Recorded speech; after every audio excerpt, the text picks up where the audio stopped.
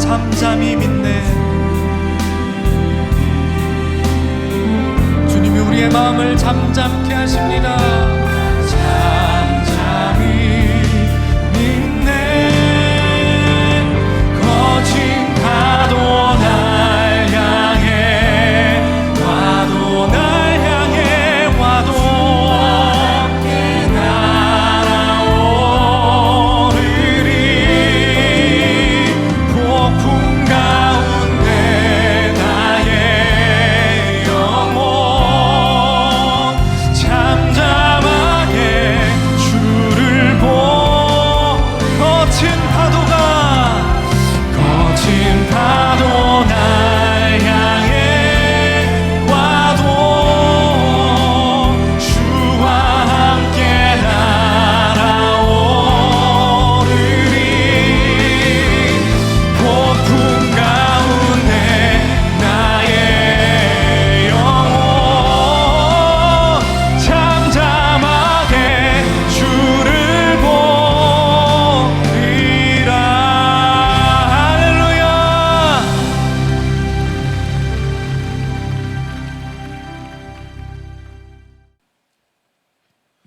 오늘 우리에게 주시는 하나님의 말씀은 스바냐 2장 3절과 3장 17절입니다.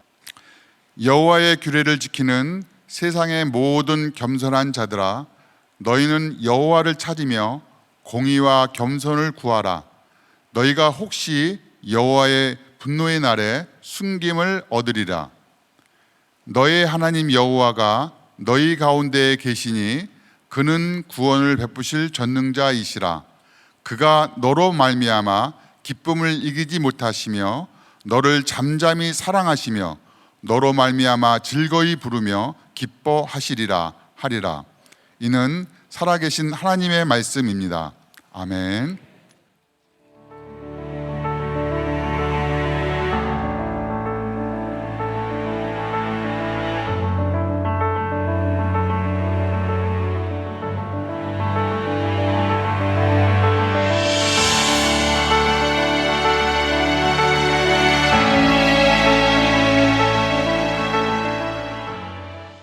오늘 소선지서 12 중에 이제 후반부를 지나갑니다. 8번째 스바냐에 대한 말씀을 함께 나누게 됩니다. 오늘 말씀의 제목은 겸손한 두려움의 회복. 오늘 말씀 가운데는 겸손, 두려움, 회복이라고 하는 키워드가 등장하게 됩니다. 자, 이 스바냐라고 하는 선지자는 유다 임금 요시야 때 활동했던 사람입니다. 12선지서 시작할 때 처음에 보면 대개 이 선지자가 어떤 사람인지를 보여주고 있거든요. 오늘도 1장 1절에서 스바냐가 어떤 사람인지를 보여주고 있는데 다른 선지자들하고는 조금 다른 면이 있어요. 여러분들이 함께 읽으며 캐치를 할 수 있는 그 정도의 센스는 있을 거라고 생각하는데 같이 읽습니다. 자, 시작. 아몬의 아들 유다왕 요시야의 시대에 스바냐에게 임한 여호와의 말씀이라. 스바냐는 히스기야의 현손이요 아마랴의 증손이요 그다랴의 손자요 구시의 아들이었더라. 뭐가 좀 독특한가요? 대개 누구의 아들, 할아버지까지는 예의가 되는데 여기 현손, 여기부터 5대에 걸쳐 이야기를 하고 있는 거예요. 중요한 건 이 5대 위의 조상이 누구라고 되어 있죠? 히스기야. 생각나는 사람 있나요? 유다의 왕 중에 하나님께 칭찬받았던 몇 명 되지 않는 왕 중에 하나입니다. 그러니까 이 스바냐는 이 족보를 통해서 뭘 보여주고 싶은 거예요? 위대한 왕 히스기야, 즉 왕족이다, 이런 걸 보여주고 있는 거죠. 이스라엘은 많은 선지자가 있었는데 그 중에 이사야와 이 스바냐는 왕족에 속하는 사람입니다. 자, 이 스바냐가 활동하던 시대 뭐라고 되어 있냐면 요시야 시대다, 이렇게 되어 있어요. 제가 지금 8번째 이스라엘 역사에 대해서 얘기하고 있으니까 오늘쯤은 이제 대답이 빨리빨리 나오리라 생각이 돼요.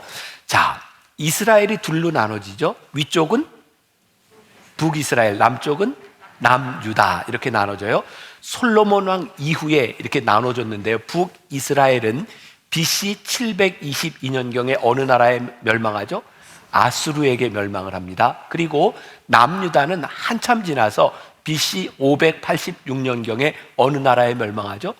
바벨론에 멸망을 합니다. 오늘 이 요시야 왕은 어디에 있냐면 북이스라엘이 멸망하고 남유다가 멸망하기 전 중간에 있어요. 요 시대는 아수르가 유대도 핍박하던 그런 시기에 있습니다. 그러니까 어쩌면 멸망하기 전 가장 힘든 시기를 지나가고 있었던 때죠. 그런데 이스라엘 백성들이 왜 힘든 시기를 지나가고 있는가? 성경은 분명하게 이야기해요. 그들이 신앙을 떠나 우상을 숭배하고 하나님께 범죄하기 때문이다. 그래서 예언서는 끊임없이 여호와의 날에 대해서 선포를 하고 있죠. 요엘서에서도 여호와의 날에 대해서 선포했어요. 여호와의 날이 들어간다고 하는 이야기는 임박한 심판에 대한 이야기죠. 그리고 이 심판은 이스라엘과 유대에 관한 것뿐만 아니라 아수르와 바벨론 모든 민족에 대한 심판을 같이 이야기하고 있어요. 자, 이 심판의 때에 심판을 면하기 위해서, 자, 이것도 계속해서 반복되는 이야기죠.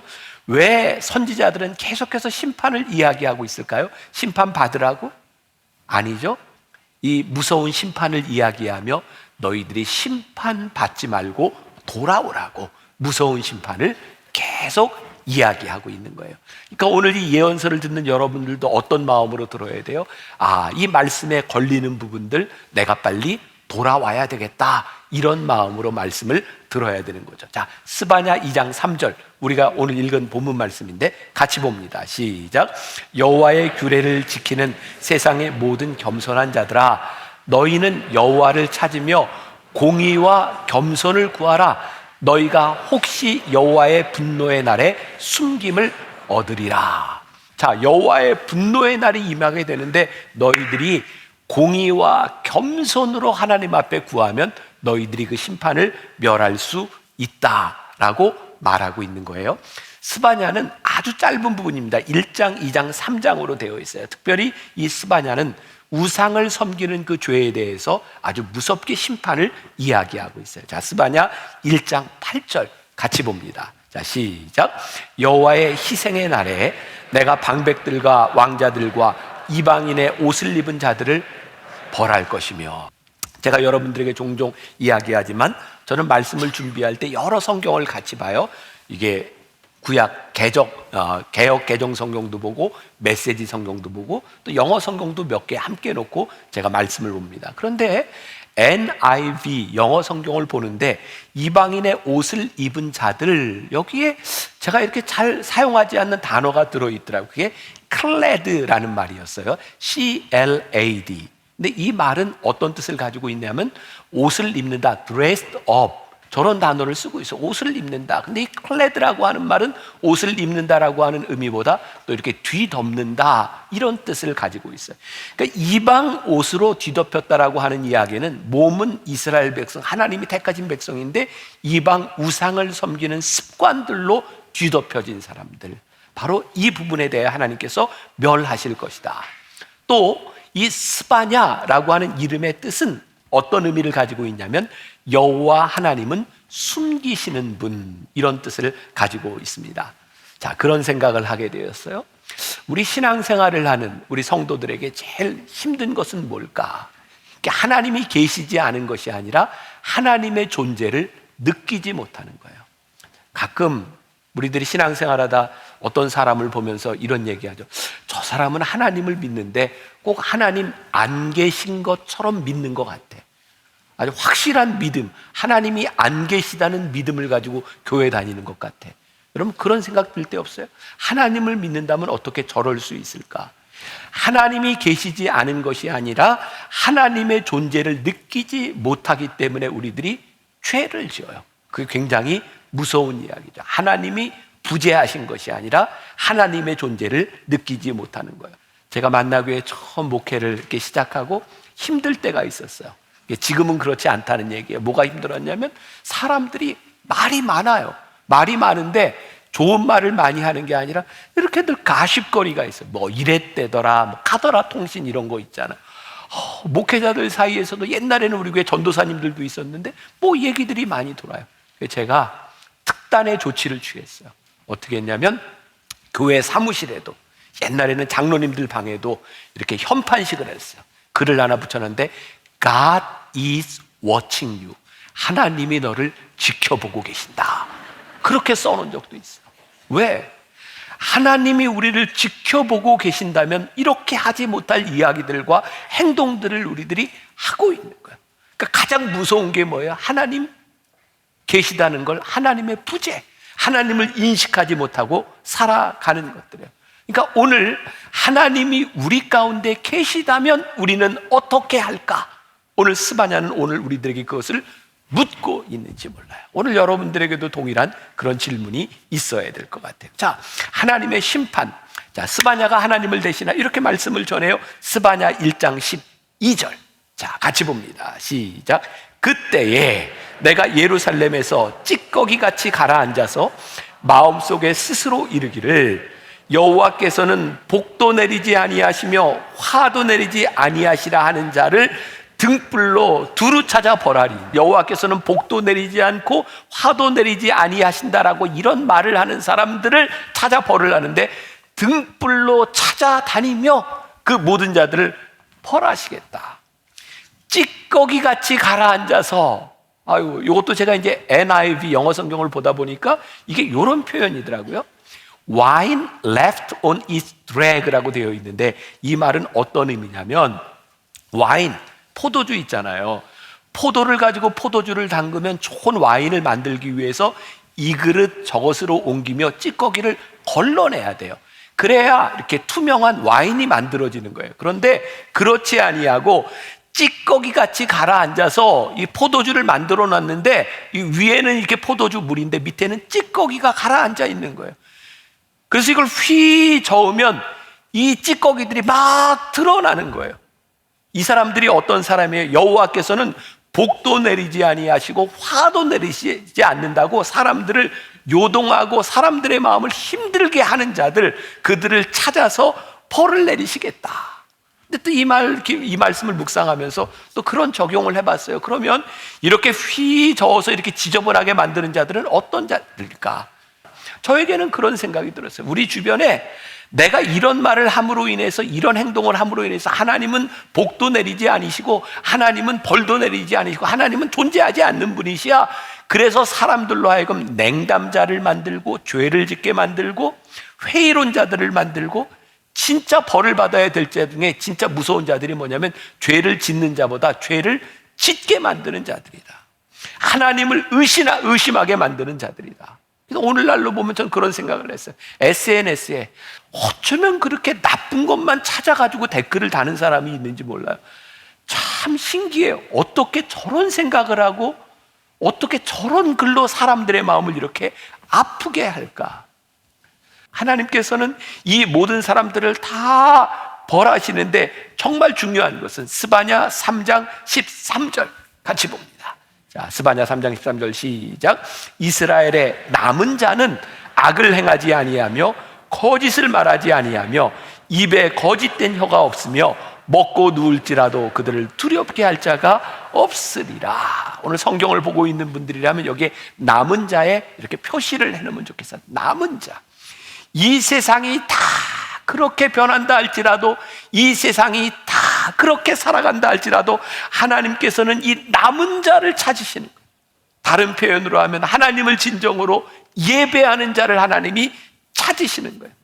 하나님이 기뻐하시는 것, 그것은 어떤 일일까? 우리들이 무엇을 하며 무엇을 구하는 것을 하나님이 기뻐하실까? 자, 지금은 은퇴하신 이재철 목사님이 쓴 아이에게 배우는 아빠에 나오는 이야기를 제가 좀 들려드립니다. 잘 이렇게 생각하며 들어보세요. 제가 잘 읽어볼게요. 언제부터인가 저녁 가정예배 시간이 되면 찬송가 한 권을 놓고 큰 아들과 작은 아들이 싸웠습니다. 대수롭지 않게 생각했는데 어느 날 작은 아들이 그 찬송가 때문에 울음을 터뜨렸습니다. 저는 왜 그 찬송가를 서로 차지하려고 하는지 물었습니다.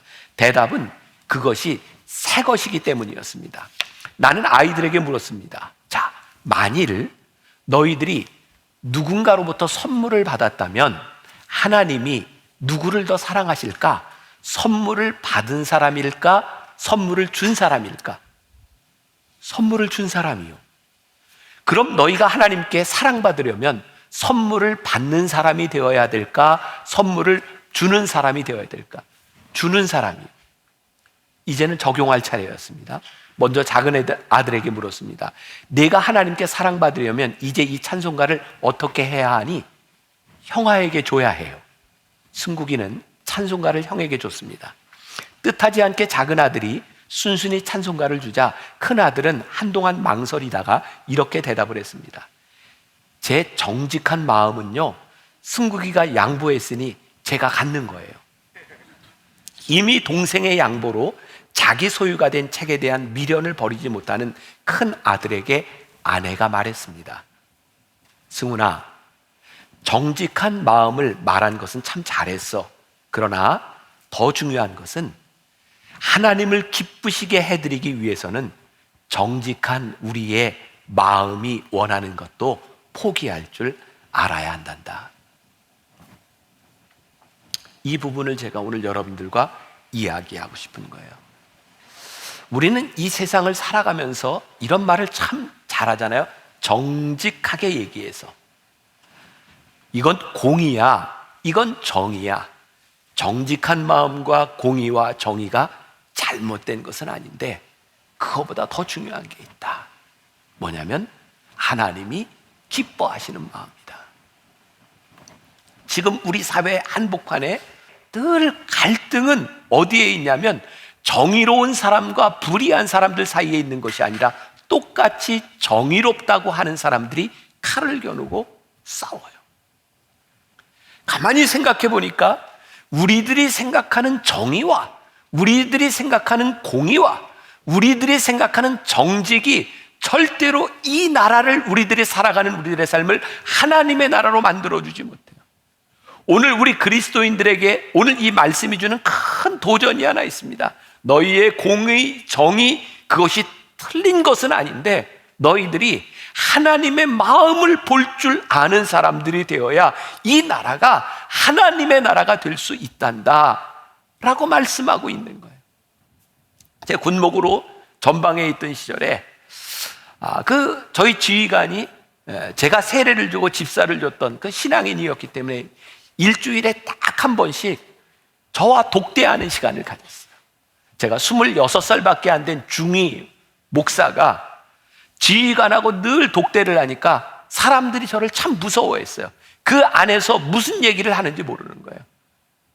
근데 그때 제 눈에 참 거슬리는 사람이 있었는데 그 선임 하사관 중에 한 사람이 늘 부대에서 병사들이 먹어야 될 부식을 훔쳐가요. 그게 제가 용납이 되지 않았어요. 그래서 제가 연대장과 독대하는 시간에 그 이야기를 했고 그 사람이 보직 해임을 당했어요. 저는 제가 잘못했다고 생각하지 않거든요. 저는 정의로 왔거든요. 근데 저는 한 번도, 제가 나이 들어서 생각하는 거예요. 그 사람이 잘못한 일로 인하여 그 사람 가정에 일어날 일과 어려움에 대하여 한 번도 고려해 보지 못했어요. 저는 정의로 왔는데 따뜻한 마음이 없었던 사람이에요. 우리들이 이 땅 위에서 행하고 있는 정의들 참 좋은 일인데 우리들에게 하나님 아버지의 마음이 없이 우리들이 정의를 행한다면 이 세상은 얼마나 삭막하고 무서운 세상이 될지 몰라요.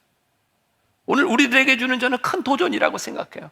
정직한 거 틀린 것 아닙니다. 그러나 하나님 아버지의 마음 때문에 우리의 공의를 잠시 내려놓을 수 있는 마음도 우리들에게 필요하지 않겠나. 여러분들 제 말 오해하지 마세요. 이 정도는 소화가 되시겠죠? 제가 말하는 의도. 자, 두려우신 하나님. 하나님은 어떤 분이시기에 우리는 하나님 앞에 공의와 겸손을 행해야 될까? 자, 출애굽기 33장에 보면 하나님은 어떤 분이신지를 설명하고 있는데, 자, 19절, 20절 같이 봅니다. 자, 시작. 여호와께서 이르시되 내가 내 모든 선한 것을 내 앞으로 지나가게 하고 여호와의 이름을 내 앞에 선포하리라. 나는 은혜 베풀 자에게 은혜를 베풀고 긍휼히 여길 자에게 긍휼을 베푸느니라. 또 이르시되 내가 내 얼굴을 보지 못하리니 나를 보고 살 자가 없음이니라. 하나님이 긍휼하시고 은혜를 베푸시는 좋은 이야기들을 하고 있는데요, 내 얼굴을 보고 살 자가 없을 것이다 라고 이야기를 해요. 하나님 앞에 죽임을 당한 자들 보니까 심판을 받는 것뿐만 아니라 하나님의 얼굴을 보는 자들이 내 앞에 살지 못할 것이다. 굉장히 두려운 이야기를 하고 있어요. 근데 이 말씀 가운데 굉장히 중요한 진리가 담겨 있는데, 우리들이 하나님의 자비하심을 입는 존재임은 분명한데 하나님 앞에 두려움으로 서지 않는 사람은 진짜 하나님의 자비와 은혜를 경험할 수 없다는 생각이 들어요. 자, 좀 설명해 볼게요. 누가복음 5장 8절에 보면 베드로가 예수님을 처음 만나서 제자로 불리움을 받는 장면이 나옵니다. 이렇게 말씀이 되어 있어요. 시몬 베드로가 이를 보고 예수의 무릎 아래에 엎드려 이르되 주여 나를 떠나소서 나는 죄인이로소이다. 예수님을 만났더니 자기의 죄가 보였어요. 두려웠어요. 마태복음 17장에 보면 예수님이 변화산에서 모습이 변모하셔서 제자들에게 하나님의 아들인 것을 드러내는 장면이 나옵니다. 6절에 이렇게 되어 있어요. 제자들이 듣고 엎드려 심히 두려워하니. 예수님이 하나님의 아들인 것을 보는 순간 제자들은 두려워했어요. 마태복음 4장에 보면 예수님께서 그 갈릴리 바다의 풍랑을 잠재우시는 장면이 나와요. 제자들이 그거 보았습니다. 41절에 이렇게 되어 있어요. 그들이 심히 두려워하여 서로 말하되 그가 누구이기에 바람과 바다도 순종하는가 하였더라. 두려웠어요. 요한계시록 1장 17절에 보면, 요한계시록은 사도 요한이 썼습니다. 사도 요한은 스스로 나는 예수님의 사랑받는 제자라고 여러 번 표현했던 사람이에요. 그런데 그가 요한계시록 1장 17절에서 승천하신 예수님을 처음 보았을 때 이렇게 기록이 되어 있어요. 내가 볼 때에 그의 발 앞에 엎드려져 죽은 자 같이 되매 그가 오른손을 내게 얹고 이르시되 두려워하지 말라 나는 처음이요 마지막이니. 두려웠어요. 왜 이런 환상을 보여주었을까요? 당시 핍박을 받고 있는 사람들에게, 예수님의 제자들에게 두려우신 하나님을 만나는 거 굉장히 두려운 일인데, 두려우신 하나님, 전능하신 하나님, 그 하나님 앞에, 두려움 앞에 섰는데 그들이 느낀 건 하나님의 은혜와 하나님의 자비하심과 하나님의 긍휼이었어요. J.D. 그리어는 하나님을 하나님 되게 라는 책에서 이런 이야기를 합니다. 용서, 우리는 하나님의 용서를 보면서 하나님의 은혜와 사랑을 이야기하지만 사실 하나님이 우리를 용서하시기 위해서 당신의 아들 예수 그리스도를 십자가에 못 박혔다고 하는 하나님의 정의를 보는 순간 우리는 두려움에 떨 수밖에 없다는 거예요.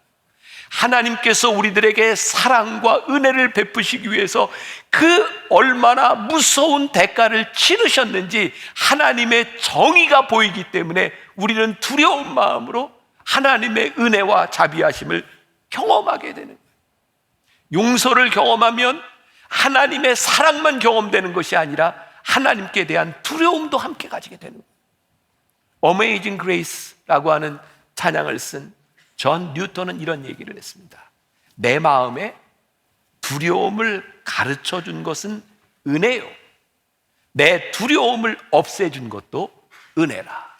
아, 그렇구나. 하나님의 은혜는 나에게 두려움도 갖다 주고 두려움도 없애주고 그 두려우신 하나님 앞에서 공의와 겸손을 구하게 될 때 여호와의 분노의 날에 우리들이 심판을 면하게 될 것이라고 말씀하고 있는 거예요. 자, 오늘 말씀의 결론으로 넘어갑니다. 전능하신 하나님이 잠잠하시다. 늘 얘기하지만 결론이라고 쉽게 끝나지는 않습니다. 네, 정신을 차리고 잘 들으셔야 돼요. 자, 우리가 잘 아는 말씀, 스바냐의 제일 유명한 말씀이 3장 17절에 나와 있어요. 너의 하나님 여호와가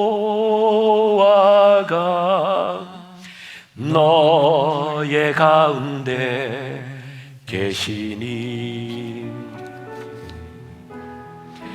그는 구원을 베푸실 전능자시라.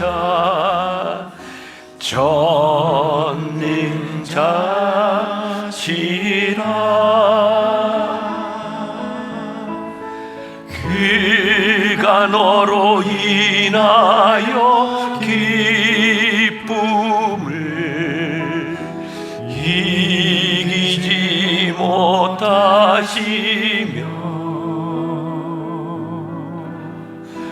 너를 잠잠히 사랑하시며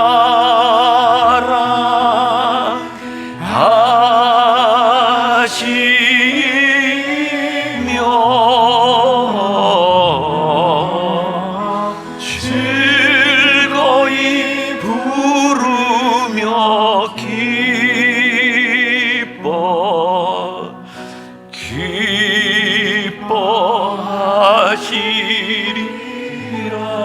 기뻐하시리라. 오늘 제가 이 찬양을 부르는 이유는 여러분들이 오늘 예배를 마치고 일주일을 살아가는 동안 이 찬양의 가사가 여러분들 마음속에 들렸으면 좋겠다 하는 마음이에요. 여기에 보니까 그는 구원을 베푸실 전능자시라. 하나님은 어떤 분이세요? 전능하신 분이세요. 자, 전능함이란 뭘까요? 하나님 전능하시다는데 이 말씀을 묵상하다 그런 생각이 들어요. 하나님의 전능하시다고 하는 말은 우리들의 상식을 뛰어넘는, 우리들이 생각하는 것 이상의 분이 우리 하나님이시구나. 만일 우리들이 하나님께 구하는 것, 하나님이 그것에서만 역사하시고 우리들이 원하는 것, 그것에서만 역사하시는 분이라면 하나님은 전능하실까? 전 그렇지 않다고 생각해요. 하나님은 우리가 구하고 원하는 것 그 너머에 계신 분이세요. 그런데 우리는 계속 어떤 하나님을 원해요? 기적을 행하시는 능력의 하나님을 우리들이 원해요. 하나님의 전능하심은 사실은 기적에 있는 것이 아니라 전능하신 하나님께서 우리의 상식을 뛰어넘어서 십자가에 달리실 때 그 하나님이 우리들이 생각하는 전능함을 쓰지 않으시고 그 전능하심 가운데서 십자가에서 죽으셨어요. 그게 하나님의 전능하심이에요. 십자가 아래에 있던 사람들이 예수님을 향하여 이렇게 소리칩니다. 내가 하나님의 아들이면 내려와 봐라. 네가 가지고 있는 전능한 그 손으로 휘둘러서 전능함을 보여라. 근데 하나님은 하나님의 전능하심을 다 쓰지 않으시고 우리를 위해 죽으셨어요. 그래서 하나님의 전능하심을 우리들에게 보여주셨어요. 우리를 위해 구원을 베푸시는 하나님의 전능하심은 우리들이 생각하는 전능함이 아니라 그분이 우리들에게 전능하심을 베푸시고 있는 거예요. 스바냐는 그 하나님을 이야기하고 있는 거죠. 그가 내 안에 있어. 내 안에 살아있어. 하나님께서 우리 안에 계셔서 우리를 다스리시고 우리들에게 구원을 베푸시는 분이야. 그분의 전능하심이 우리 가운데 있어. 이것을 이 스바냐가 어떻게 표현했는가? 죄송해요. 오늘 영어를 많이 써서 죄송한데 제가 말씀을 묵상하다가 들어온 거니까 NIV 성경에 스바냐 3장 11절 이렇게 표현을 하고 있어요. He will take great delight in you. 하나님께서 내 안에 큰 즐거움을 취하셔. He will quiet you with his love. 하나님이 너를 잠잠케 하셔. 뭘 가지고? 그분의 사랑을 가지고. 근데 그것을 보시는 하나님의 기쁨이 있는 거예요. 하나님의 사랑이요 우리를 잠잠케 한대요. 근데 우리는 하나님께 잠잠하려고 하지 않아요. 원하고 구하는 게 참 많이 있어요. 하나님, 좀 이렇게 멋지게 한 방 빵 터뜨려 주세요. 아니 빵이야, 빵빵빵 터뜨려 주세요. 좀 간증거리 하나님 주세요. 저도 어제 우리 교회 환자를 위해 기도하면서 예배를 마치고 그렇게 기도해서 하나님 불쌍히 여겨주시고 하나님 이의 삶에 간증거리가 되게 해주세요. 간절한 마음으로 기도해요. 우리들의 마음에 그런 간증과 우리들의 눈에 보이는 사랑과 은혜를 구할 때가 참 많이 있어요. 근데 하나님께서 우리들에게 말씀하시는 거예요. 아니, 하나님의 사랑이 너를 잠잠하게 해. 우리가 하나님의 사랑이 느껴지지 않으니까 분노하고 불평하잖아요. 그의 사랑을, 주의 사랑임을, 주의 은혜를 생각해보라. 하늘보다도 더 높으신 아버지의 사랑 크고 놀랍네. 아버지 사랑 크고 놀랍네. 하나님께 그런 기도 많이 하잖아요. 하나님 보여주세요. 하나님 들려주세요. 하나님 좀 뭐 좀 해주세요. 사실은 하나님의 사랑이 우리 가운데 느껴지지 않는 거예요. 근데 오늘 스바냐는 뭐라고 말씀해요? 전능하신 하나님이 너희 가운데 계시니 그가 너로 인하여 기쁨을 이기지 못하시며 하나님의 사랑이 우리 가운데 있다는 거예요. 이 선지서를 쭉 보면서 진짜 이렇게 남편과 아내 남녀 관계처럼 하나님과 우리들 사이를 정말 정확하게 이렇게 표현해 주는 게 없다는 생각이 들어요. 이것도 우리 때인가? 요즘 젊은이들은 그렇지 않겠죠. 결혼하고 뭐 우리가 살던데 제 아내도 남편을 위해 많이 희생하고 자녀 키우고 시부모님 이렇게 섬기고. 그러니까 우리 세대, 우리 위의 세대의 여자들이 결혼한다고 하는 것은 많은 희생을 감내하는 시대를 살았어요. 제 아내도 가끔 그런 이야기를 해요. 다른 거 다 필요 없고 그냥 알아주면 좋겠어. 그러니까 힘들다 그럴 때 그래 힘들구나, 어렵다 그럴 때 어렵구나, 그렇게 알아주면 좋겠어. 근데 그거를 느끼지 못하니까 표현해달라 그러는, 뭘 좀 해달라 그러는. 사실 우리들의 신앙생활 가운데 우리 가운데 잠잠히 임하시는 구원의 하나님의 손길이 우리들에게 느껴지면 우리는 그렇게 불평하거나 불만하거나 그러지 않을 것 같아요. 하나님의 사랑이 우리를 잠잠케 하시니 그런 우리의 모습을 보면, 잠잠한 우리의 모습을 보면서 하나님이 기뻐하신다.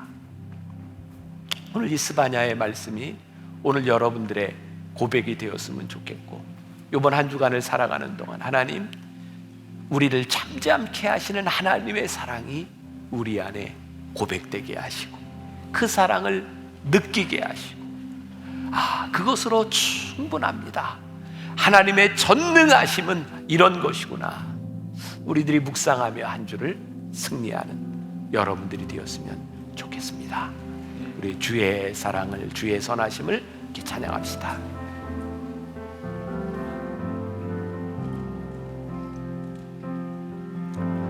주의 사랑을, 주의 선하심을, 주의 오늘 함께 예배하는 주의 생각해보라. 우리에게 구원을 하늘보다 베푸시는 하나님의 전능하심, 하나님의 손길이 우리들에게 고백되기를 간절히 소원합니다.